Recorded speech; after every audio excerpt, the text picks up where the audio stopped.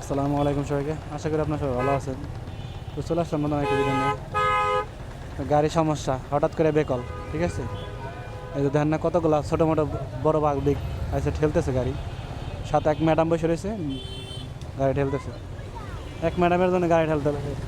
হ্যাঁ, ম্যাডাম বসে রয়েছে, গাড়ি ঠেলতেছে। কি একটা আছি। তো বড় ম্যাডাম বসে রয়েছে, তো সুন্দরী ম্যাডাম এখন বাদ দিয়ে গাড়ি ঠেলতে হইতেছে, কিছু করার নাই। তো এদিক দিয়ে আবার বাসা যাওয়া যায়, বাসায় যাবো না, এখন যাবো 300 মিটার দিকে।